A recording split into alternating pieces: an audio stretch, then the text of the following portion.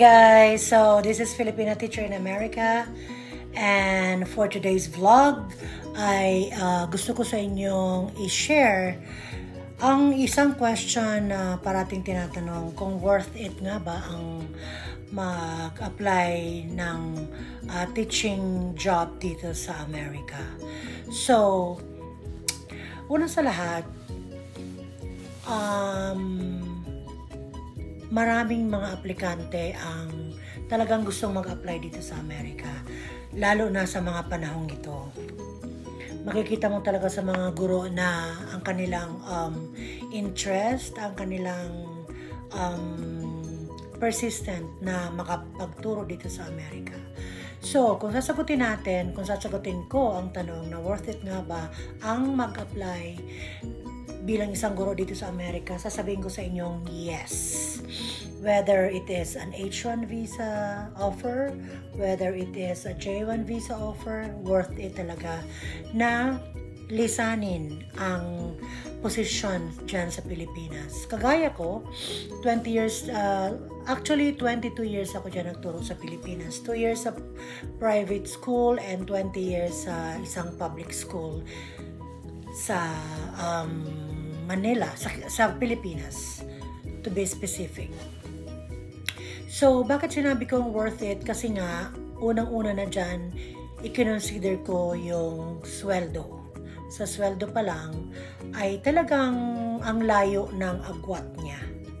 Kumbaga, ito yung sweldo sa Pilipinas, isang di pa ang sweldo na matatanggapin mo dito.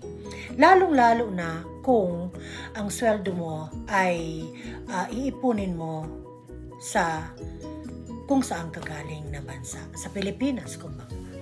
So, yan ang isa sa mga considerations ko, kaya talagang iniwan ko ang 20 years kong pagtuturo sa public school sa Pilipinas dahil una-una sa sweldo. Pangalawang consideration ko bakit worth it na umalis at lisanin ang matagal kong pinagtrabahuhan na school is that dahil nga syempre kapag may pamilya ka, may mga anak ka, kailangan mo ng financial stability. So isa yon dahil talagang makakatulong ng malaking-malaki para sa pagpapaaral sa iyong mga anak.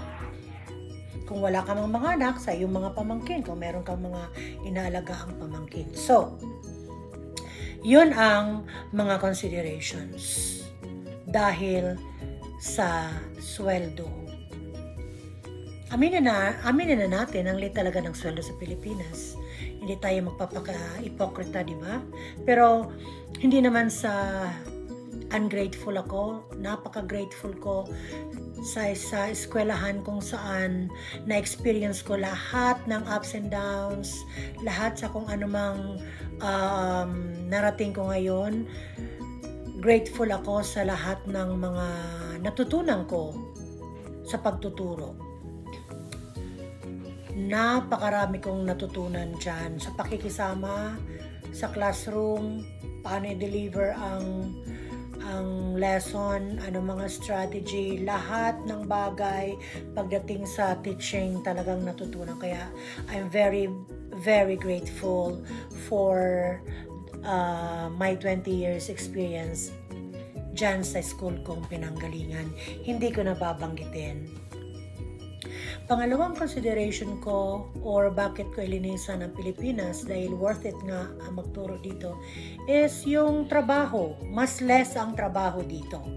Bakit less ang trabaho is unang-una na dyan sa lesson plan pa lang, malayong-malayo na ang kaibahan. Dito, may mga ready-made na mga lesson plan. You just have to modify your lesson based on your students' needs and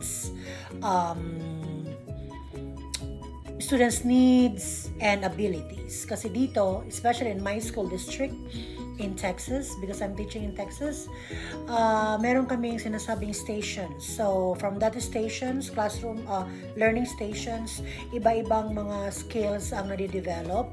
So, you can cater to all the different learning needs of your students. So, isa na yan. Napakasimple ng lesson plan. Kung ano lang talaga yung needs ng bata, yun lang talaga yung kailangan mong gawin o ituro.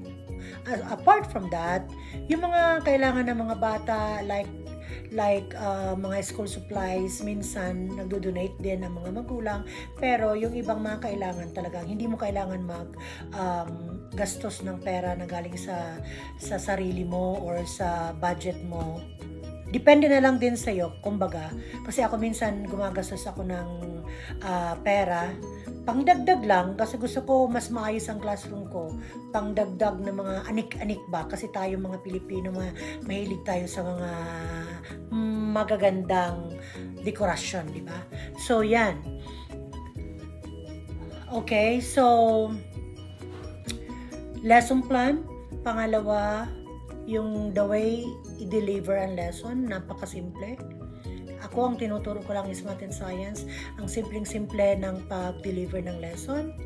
Pangalawa, basta alam mo ang classroom management. Kasi ganun din, kung ang hawak natin dyan, ako ang hawak ko dati sa Pilipinas is 45 students. Ang hawak ko dito 18 to 25 students. Maximum of 25 ang estudyante namin dito. Halos parehas lang ang in terms of classroom management. How are you going to manage your classroom? Parehas lang din. Kailangan, syempre, yung mga routines and procedures ipapa-follow mo sa mga bata. Ganon din sa Pilipinas. Pero simpleng-simple, kumbaga parang concise, brief lang ang mga rules na kailangan nilang gawin. So, una nga, yon sweldo. Pangalawa, pagdating sa lesson plan. Ang pangatlo, kaya talagang worth it is yung mga bagay kagaya ng technology na kung saan kapag na-hire ka sa isang district, mayroong service laptop. Meron kang libreng laptop na ipapagamit sa'yo. Kung ilang taong ka dyan nagtuturo, ganun din sa'yo yung service laptop na nagagamitin mo. At every year or every 2 years, nagpapalit ng laptop. Kaya kumbaga, hindi mo na kailangan mangutang, hindi mo na kailangan bumili ng laptop para lang panggamit sa pagtuturo. Isa pa yon sa mga naging considerations ko. Pang-apat na considerations ko bakit worth it talaga na iwanan ko ang aking profession dyan sa Pilipinas at magtrabaho dito sa Amerika is yung convenience ng pamumuhay. Very convenient ang pamumuhay dito. Simple lang, pero lahat ng pangangailangan mo mabibili mo kasi nga affordable ang lahat ng mga bagay-bagay. Lalong-lalo na yung basic needs natin. Napaka-affordable. Ano-ano nga ba yung mga basic needs natin? Food. Lahat ng pagkain, klase ng pagkain, makakain mo dito, mabibili mo kasi napakamura. Maliban na lang sa mga panahon ito kasi nasa buong mundo naman inflation, di ba? So, napakamura yan. Kung pinag-iipunan natin ang isang pagkain bago natin makain dito, hindi mo na kailangan pag-isipan. If you have the money, you can buy it at all times. Okay? So, yun. Pangalawa, damit. Clothings. Napakasimple. Kung isa ka lang naman na simpleng tao, guro, kung hindi ka naman maselan, pumunta ka sa mga thrift store.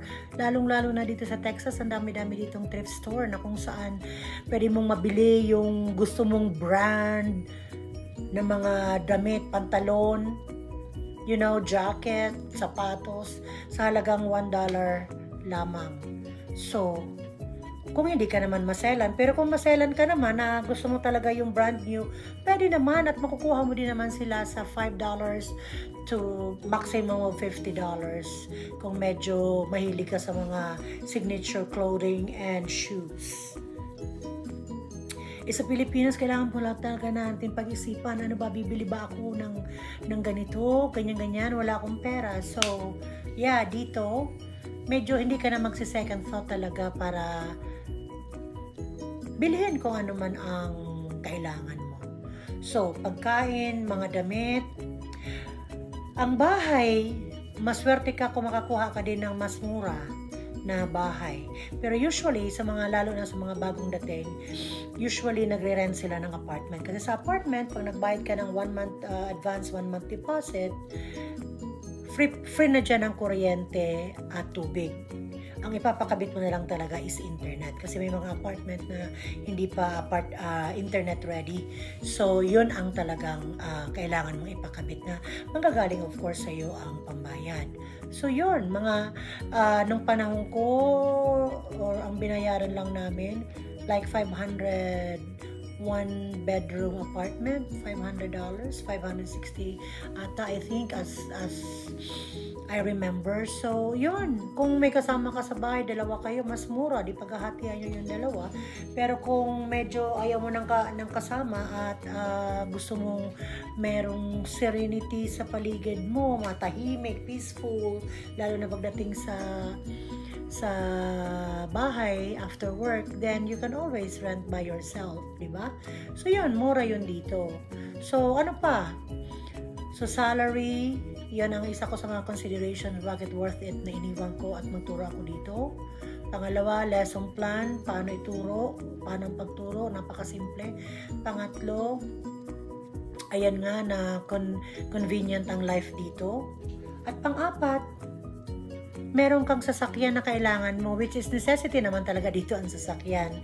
Kasi diba, ang lalayo ng mga distansya dito, milya-milya mga distansya. So, kailangan mo talagang magkaroon ng sasakyan. However, kung talagang sadyang nagtitipid ka, kasi marami naman akong kakilala na talagang pangalawang taon na nila dito, wala silang sasakyan pa, carpool. Pwede kang makisakay sa kakilala mo na katrabaho mo at dadaanan ka sa bahay mo, and then ihahatid ka sa school. Kung hindi mo naman siya kakao-teacher, pwede mong yung kapitbahay mo na tanungin mo na kapwa mo Pilipino. Pero usually sa mga school, you know what, mga kaguro ko, maraming mababait na mag-o-offer sa'yo ng carpool. Ikaw na lang ang magbayad, diba? Syempre dito sa Amerika, nothing is free, so kailangan bayaran. So ganun. Or kung ayaw mo naman ng ganun, pwede ka naman mag-Uber driver. So pwede naman 'yon. So maraming convenience na bagay-bagay na mangyayari sa dito sa Amerika. So 'yun ang pang-apat. At ang pang-lima,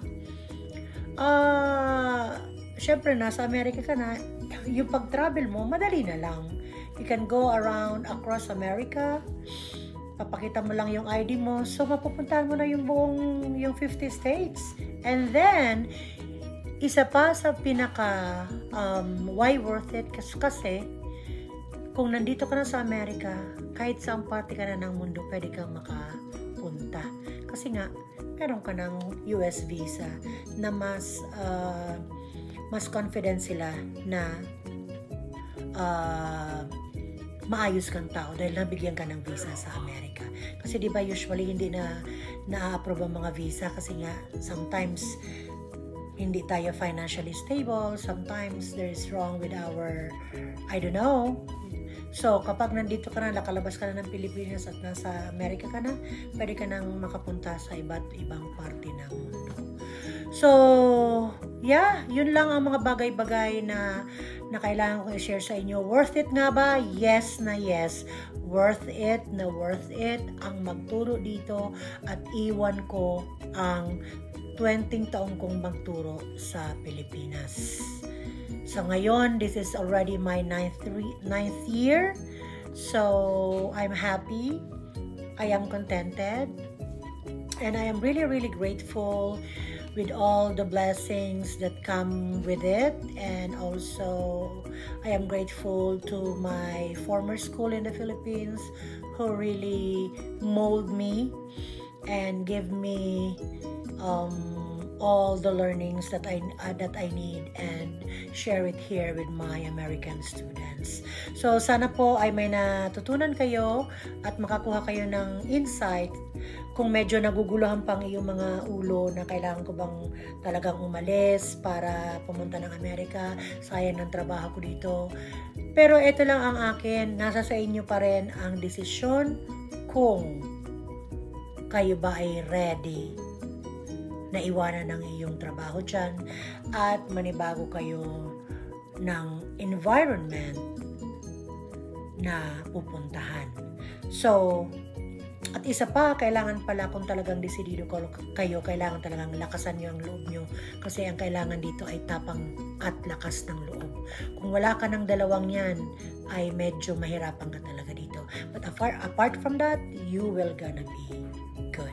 Because, you know, Filipinos are really good worker around the globe. We are really have a good work ethics, and you will gonna be fine when you are here in America.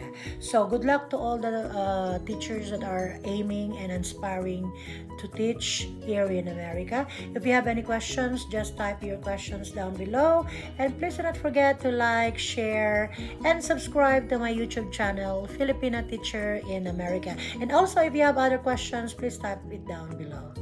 Thank you guys, and maraming salamat po till the next video. Bye!